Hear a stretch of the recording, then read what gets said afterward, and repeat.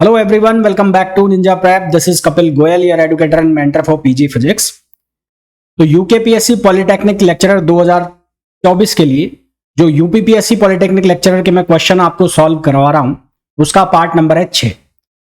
ऐसा नहीं है कि यूपीपीएससी पॉलिटेक्निक लेक्चरर के या पॉलिटेक्निक लेक्चरर के जो भी फिजिक्स के पीवाईक्यूज मैं आपको कराऊंगा वो केवल पॉलिटेक्निक लेक्चरर के एग्जाम में ही आते हो, ऐसा जरूरी नहीं है।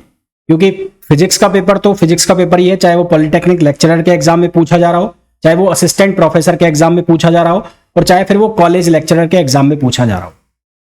तो कोई भी जो एग्जाम है जो कॉलेज लेक्चरर के लेवल पर हो रहा है, चाहे वो असिस्टेंट प्रोफेसर का है, चाहे वो कॉलेज लेक्चरर का है, चाहे वो पॉलिटेक्निक कॉलेज लेक्चरर का है, तो उन सभी एग्जाम्स के लिए ये जितने भी क्वेश्चंस मैं करा रहा हूं ये यूजफुल है। साथ ही साथ अगर आप प्रिपरेशन कर रहे हैं किसी सेट एग्जाम की, किसी गेट एग्जाम के लिए प्रिपरेशन कर रहे हैं, इवन जेस्ट एग्जाम, नेट एग्जाम की प्रिपरेशन कर रहे हैं, तो वहां पर भी ये क्वेश्चंस उतने ही यूजफुल है। तो ये क्वेश्चंस जो हैं इनको जरूर करिएगा, चाहे आप किसी भी एग्जाम की प्रिपरेशन कर रहे हैं, सभी में ये यूजफुल होने वाले हैं। और इनकी पीडीएफ के लिए आपको जो मेरा टेलीग्राम ग्रुप है CSIR नेट फिजिकल, वहां पर उसे ज्वाइन करना पड़ेगा, वहां पर आपको इसका पीडीएफ अवेलेबल होगा। वीडियो को मैं कंटिन्यू करूं उसके पहले आप लोगों से रिक्वेस्ट रहेगी, प्लीज वीडियो को लाइक जरूर कर दें, चैनल को सब्सक्राइब नहीं किया है चैनल को सब्सक्राइब कर दें और शेयर कर दें। आपके लाइक, सब्सक्राइब, शेयर करने से चैनल ग्रो करता है, इसकी रीच बढ़ती है और आपके साथ साथ मेरी भी ग्रोथ होती है। तो चलिए स्टार्ट करते हैं आज का लेक्चर। तो पहला जो क्वेश्चन हमें दिया गया है उस क्वेश्चन में हमें बोला गया है correct relationship for hall coefficient. Hall coefficient हमें पूछा गया है। तो एक वोल्टेज होती है hall voltage, hall effect. Hall effect क्या होता है? जब भी किसी सेमीकंडक्टर को या करंट कैरिंग कंडक्टर को, सेमीकंडक्टर को या करंट कैरिंग कंडक्टर को एक मैग्नेटिक फील्ड में इंट्रोड्यूस करा दिया जाता है और वो मैग्नेटिक फील्ड जो है वो परपेंडिकुलर एक्ट कर रहा होता है इस सेमीकंडक्टर के या करंट कैरिंग कंडक्टर के।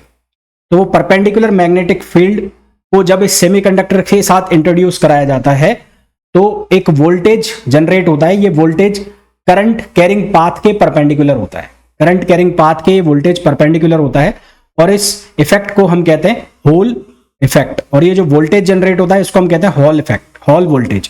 तो हॉल वोल्टेज की जो वैल्यू आती है वो आती है IB अपॉन QND। यहां B मैग्नेटिक फील्ड है, I करंट है, Q चार्ज है और D का मतलब डिस्टेंस है, जो परपेंडिकुलर डिस्टेंस है। हॉल कोफिशिएंट को हम कैसे डिफाइन करते हैं? तो हॉल कोफिशिएंट होता है -EH अपॉन BJX। यहां पर E जो है वो है इलेक्ट्रिक फील्ड, B का मतलब है मैग्नेटिक फील्ड और J का मतलब है करंट डेंसिटी। ये J जो है इसका मतलब है करंट डेंसिटी, E का मतलब है इलेक्ट्रिक फील्ड, E का मतलब है इलेक्ट्रिक फील्ड और ये B का मतलब है मैग्नेटिक फील्ड। ये B का मतलब क्या है? Magnetic field. तो हमें सिर्फ ये बताना है कि इनमें से कौन सा जो है वो हॉल कोफिशिएंट को बता रहा है। तो हॉल कोफिशिएंट को कौन बता रहा है? Option D। तो इसका ऑप्शन D करेक्ट आंसर हो जाएगा। नेक्स्ट क्वेश्चन पे आइए। The internal resistance of ideal constant voltage source. तो आइडियल कांस्टेंट वोल्टेज सोर्स के लिए उसका इंटरनल रेजिस्टेंस कितना होता है? तो आइडियल कांस्टेंट वोल्टेज सोर्स के लिए उसका जो इंटरनल रेजिस्टेंस है वो कंसीडर किया जाता है 0। इंटरनल रेजिस्टेंस कितना कंसीडर किया जाता है उसका? 0। नेक्स्ट क्वेश्चन पे आइए। On inserting a plate of dielectric between a plate और ऑफ लिखा है, of a parallel plate condenser. Parallel plate condenser है, ये एक पैरेलल प्लेट कंडेंसर है। इसके इस प्लेट पर चार्ज अगर +Q है तो यहां पर हो गया -Q। इन दोनों के बीच की जो डिस्टेंस है उसको मैंने लिख दिया D। तो इनकी जो कैपेसिटेंस है पैरेलल प्लेट की कैसे लिखी जाती है? C = ε0 A upon D। और जो एनर्जी है वो कैसे लिखूं? U = ½ CV² और Q² upon 2C, depending on कि कांस्टेंट क्या है। फिर हमें बोला गया है कि यदि इस प्लेट के बीच में कोई डाइलेक्ट्रिक इंसर्ट कर दिया जाए, यहां इस प्लेट के बीच में कोई डाइलेक्ट्रिक इंसर्ट कर दिया, तो ये डाइलेक्ट्रिक इंसर्ट कर दिया पूरा डाइलेक्ट्रिक कांस्टेंट की मान लो K है, K। तो जब डाइलेक्ट्रिक कांस्टेंट इंट्रोड्यूस करा दिया तो डाइलेक्ट्रिक कांस्टेंट ऑफ मटेरियल, तो उसकी पोटेंशियल एनर्जी जो है, जो एनर्जी है वो कितने टाइम्स इंक्रीज हो जाती है? 3 टाइम्स। तो एनर्जी इंक्रीज हो गई 3 टाइम्स, तो U प्राइम हो गया 3U। तो U प्राइम जो है उसकी वैल्यू किसके बराबर होगी? ½ C'(V²)। तो मैं क्या करूंगा? U प्राइम को U से डिवाइड कर दूंगा, तो क्या बनेगा? ये ½ C'(V²), क्योंकि वोल्टेज के ऊपर कोई फर्क पड़ेगा नहीं, तो ½ CV², ये कितना हो गया? 3 टाइम्स। तो यहां से C प्राइम की वैल्यू कितनी आ जाएगी? ये आ जाएगी 3C। तो आंसर आ जाएगा कितना? ये आंसर आ जाएगा, डी आ जाएगा। और आप इसको डायरेक्ट भी कर सकते थे। डायरेक्ट कैसे कि यदि कोई डाइलेक्ट्रिक इंट्रोड्यूस कर दिया जाता है तो नया जो कैपेसिटेंस बनता है वो बनता है के एप्सिलॉन ए अपॉन डी, जहां के होता है डाइलेक्ट्रिक कांस्टेंट, एप्सिलॉन ए अपॉन डी जो पुराना कैपेसिटेंस होता है यानी कि सी। तो ये वैल्यू के अंदर अगर चेंज होता तो ये बनती सी प्राइम इक्वल्स टू के सी, जो कि यहां से भी बन रहा है। और डाइलेक्ट्रिक आपको कितना लिखा हुआ है, 3 लिखा हुआ है, तो डायरेक्ट वैल्यू यहां से 3 लिख के आंसर निकाला जा सकता था। तो ये डायरेक्ट भी कर सकते थे। 3 आंसर इसका आ गया। आगे बढ़ूं उसके पहले आपको बताना चाहूंगा कि यूकेपीएससी पॉलिटेक्निक लेक्चरर के लिए अर्जुना बैच ऑलरेडी स्टार्टेड है। ये स्टार्ट हो गया था 21 अगस्त को स्टार्ट हो गया था। इस बैच में अभी करंटली सब्जेक्ट चल रहे हैं न्यूक्लियर फिजिक्स, क्वांटम और क्लासिकल मैकेनिक्स, और जो जल्दी ही खत्म होने वाले नेक्स्ट जो सब्जेक्ट्स हैं जल्दी स्टार्ट होंगे।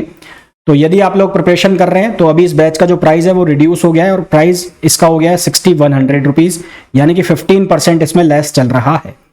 तो अगर अभी तक भी आप लोगों ने प्रिपरेशन स्टार्ट नहीं की है यूकेपीएससी पॉलिटेक्निक लेक्चरर एग्जाम की, तो ये बैच आप ज्वाइन कर सकते हैं। जितने भी लेक्चर्स हो चुके हैं वो रिकॉर्डेड में आपको मिल ही जाएंगे वहां पर, और बहुत बेहतरीन प्रिपरेशन चल रही है। बहुत सारे आपको क्वेश्चन कराए जा रहे हैं, और इतने क्वेश्चंस आपको कराए जा रहे हैं ताकि आपके चांसेस जो हैं वो बढ़ जाएं। हर तरह के पैटर्न आपको इस बैच के अंदर कराए जा रहे हैं। मिनिमम लेवल ऑफ क्वेश्चन से लेके मैक्सिमाइज लेवल ऑफ क्वेश्चन तक सारे क्वेश्चंस आपको कराए जा रहे हैं। आगे बात करते हैं। नेक्स्ट जो क्वेश्चन हमें दिया गया है उसमें बोला गया है electrical flux in a electric field E through a small area. अब यहां पर गाउस का नियम पूछा है। तो गाउस का नियम क्या होता है कि फ्लक्स जो है वो क्लोज सरफेस के लिए इंटीग्रल हो जाता है किसका, इलेक्ट्रिक फील्ड और सरफेस एरिया का। तो यहां सरफेस सही आंसर कौन सा आ जाएगा, बी आ जाएगा। नेक्स्ट क्वेश्चन पे आइए। Milky man oil drop experiment. Milky man oil drop experiment में क्या होता है कि जो फोर्स ऑफ ग्रेविटेशन है, फोर्स ऑफ ग्रेविटेशन जो है वो इक्वल हो जाता है किसके, इलेक्ट्रिक फोर्स के। तो force of gravitation is equal to force electric force, ये इलेक्ट्रिक फोर्स के इक्वल हो जाता है। तो ये दोनों इक्वल हो जाते हैं तो वेलोसिटी और जो ड्रॉप की है वो क्या हो जाती है, यूनिफॉर्म हो जाती है। तो यानी कि ऑप्शन बी जो है वो बिल्कुल सही है। फिर जो possible value of charge on drop है वो 6.4, 7.2, 12.8। तो इसका मतलब ये दोनों सही है, तो इसका सही आंसर आ जाएगा बी और सी। मैथमेटिकल, ये गाउस डाइवर्जेंस लॉ है ना, गाउस के दोनों नियम है, एक इंटीग्रल लॉ और एक डाइवर्जेंस लॉ। तो गाउस का जो डिफरेंशियल लॉ है, डिफरेंशियल लॉ, तो डिफरेंशियल लॉ क्या कहता है, divergence of E. Divergence of E जो है वो क्या होता है, रो अपॉन एप्सिलॉन नॉट। तो इसको बोलते हैं Gauss differential law. Gauss differential law दो फॉर्म है इसके, एक है डिफरेंशियल फॉर्म, एक इंटीग्रल फॉर्म। इंटीग्रल फॉर्म कौन सा होता है, इंटीग्रल फॉर्म होता है ई डॉट डी एस वाला, है ना भाई। जो फ्लक्स है वो किसके बराबर होता है, ई डॉट डी एस। और दूसरा लॉ कौन सा है कि जो डाइवर्जेंस ऑफ ई है वो किसके बराबर होता है, रो अपॉन एप्सिलॉन नॉट, जिसको हम कहते हैं गाउस डिफरेंशियल लॉ। तो हमारे पास सही आंसर कौन सा आ जाएगा, इसका ऑप्शन ए आ जाएगा। नेक्स्ट क्वेश्चन पे आ जाइए। If a charge Q is placed at centre of the cubic box. तो एक क्यूबिक बॉक्स बनाया, ऐसा एक क्यूबिक बॉक्स बना दिया। इस क्यूबिक बॉक्स के अंदर हमने प्लेस कर दिया कोई चार्ज, यहां पर ये चार्ज रखा हुआ है ऐसे। तो हमें पूछा है टोटल फ्लक्स। तो फ्लक्स किसके बराबर होगा, फ्लक्स बराबर होगा total charge enclosed upon epsilon not. तो चार्ज एनक्लोज्ड अंदर कितना है, अगर ये चार्ज क्यू है तो ये कितना होगा, Q upon epsilon not, Q upon epsilon not. तो हमारे पास जो इसका आंसर आ जाएगा वो आ जाएगा ऑप्शन ए। भाई यही तो होता है फ्लक्स। फ्लक्स क्या होता है, चार्ज एनक्लोज्ड अपॉन एप्सिलॉन। तो ये हमारे पास आंसर आ गया। नेक्स्ट क्वेश्चन पे आइए। The value of displacement current. Displacement current जो होती है आईडी, वो होती है rate of change of flux. Rate of change of flux जो है उसको हम क्या कहते हैं, उसको हम कहते हैं डिस्प्लेसमेंट करंट। और इसको हम कैसे लिखते हैं, इसको लिखते हैं एप्सिलॉन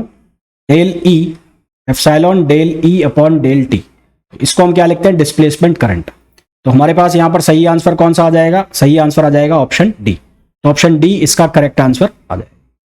तो ये कुछ क्वेश्चंस थे जो कि यूपीपीएससी पॉलिटेक्निक लेक्चरर 2021 में आए थे। एंड आई होप जितने भी क्वेश्चंस है, जितने भी सॉल्यूशंस है वो आपको अच्छे से समझ में आ गए होंगे। वीडियो जो भी देख रहे हैं लोग और जिन्होंने भी अभी तक वीडियो को लाइक नहीं किया है, प्लीज वीडियो को लाइक जरूर कर देना। चैनल को सब्सक्राइब नहीं किया है, चैनल को सब्सक्राइब कर देना, शेयर कर देना। और यूकेपीएससी पॉलिटेक्निक लेक्चरर एग्जाम की प्रिपरेशन करना चाहते हो तो ये बैच आप ज्वाइन कर सकते हो।